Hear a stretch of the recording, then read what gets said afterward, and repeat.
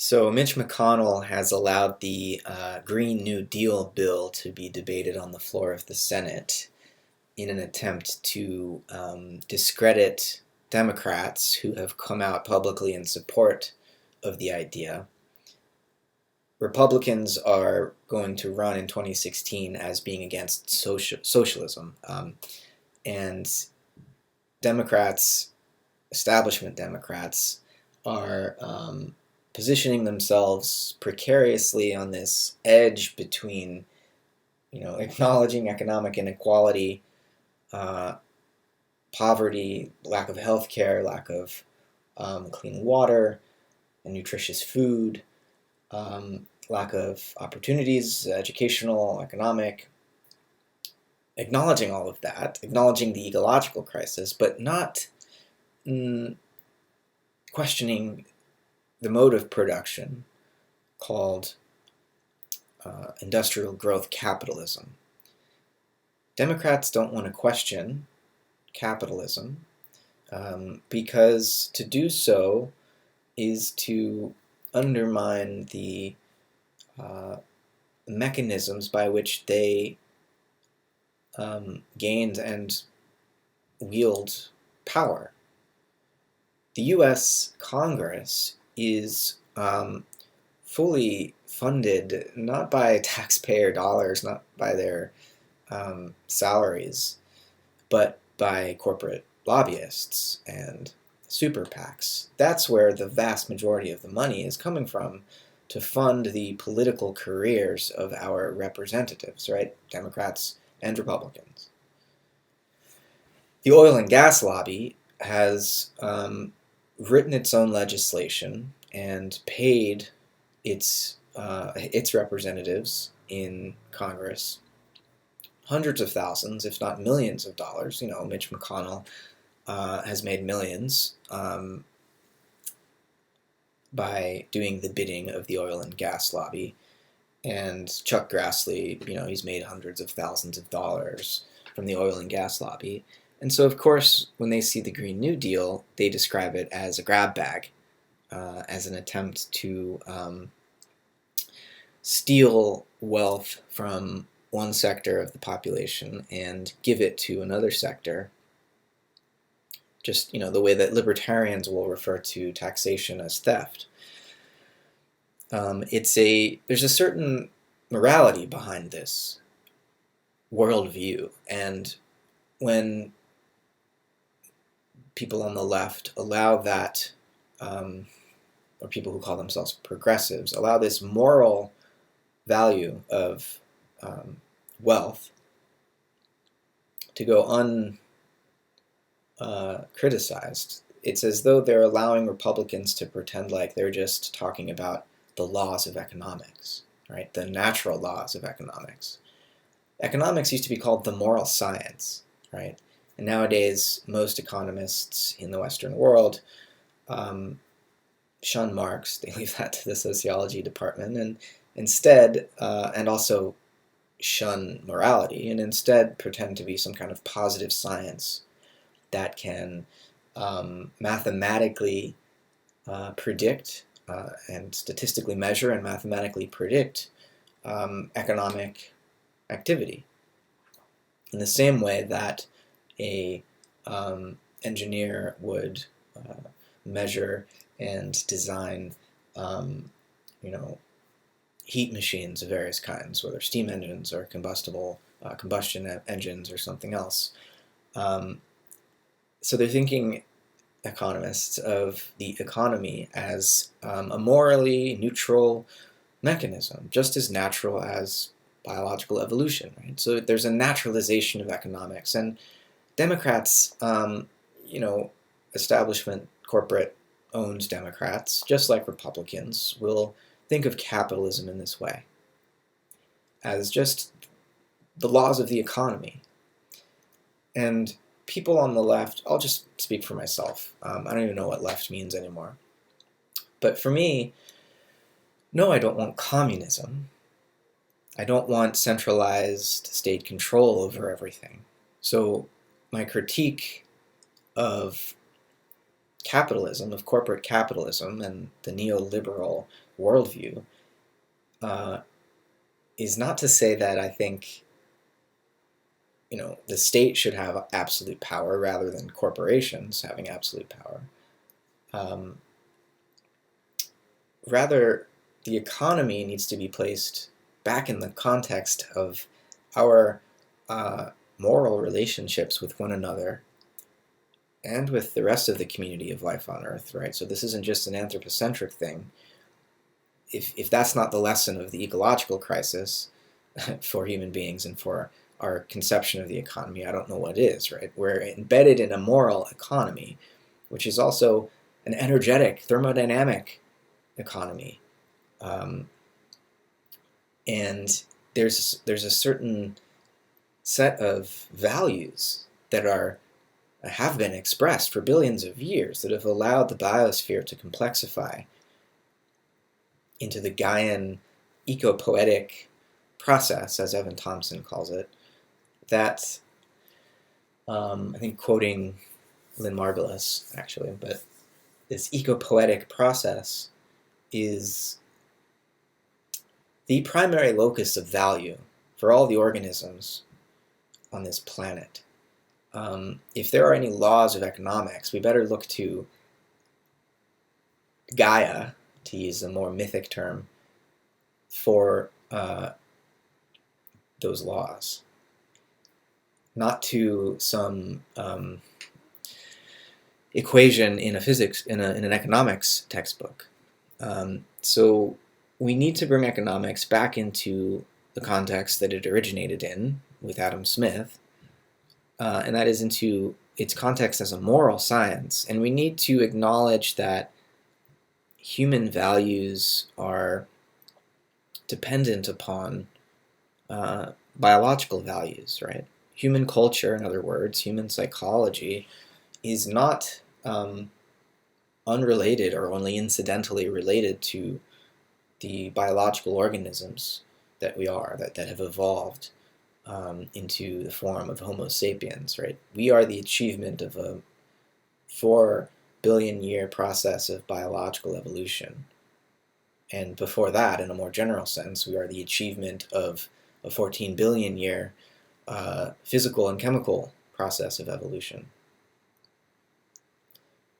So how do we reimagine economics in this larger context, this larger moral and ecological and cosmological context? And something like a Green New Deal, I think, which is a massive state intervention, but it's a redistribution of resources away from the centralized bureaucracies of the federal government into local communities, and an empowerment of individuals and local communities to begin farming in a new way, in a non-industrial way, a post-industrial way, and to begin living together in a true commonwealth. Capitalism doesn't produce the amount of innovation and wealth that it does because of the competition factor, or because of this notion that the strong survive and the invisible hand of natural selection reaches in from beyond to assure that efficiency is won. Capitalism, the idea that selfishness and greed is the true engine of all this economic creativity, that's not what has made the last few hundred years of obvious technological advance possible. And along the way, some moral advance too, right? Like slavery was eliminated, if not for industrialization, even though American slaves produced 75% of the cotton that the British textile mills were inputting into their industrial machine in order to initiate the industrial transformation of the planetary economy. That was slave-powered. But without the Industrial Revolution, there never would have been a social evolution, a moral evolution, so as to eventually outlaw slavery. Maybe that's a controversial point, but it seems to me self-evident.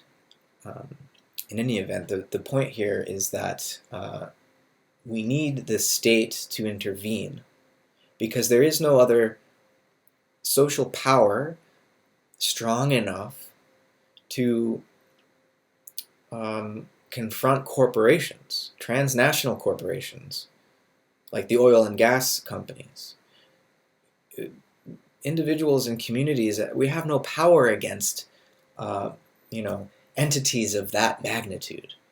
The state is, or could be, or should be, on the a level playing field with corporations, and should, I think, be recognized as one of our few remaining ways of righting the scales here. Because yes, there is going to need to be a redistribution of wealth, but it's not theft. I mean, Marx may have been wrong about his prediction for a future communist utopia. He may have been, um, you know, not just wrong, but catastrophically wrong in the prescription for a complete dictatorship of the proletariat. That ended up leading to a lot of death. But that doesn't mean Marx wasn't right in his critique of capitalist alienation and the theft of the labor power of workers, converting it into profit. That's the theft and the externalization of the hidden social and ecological costs. That's the theft.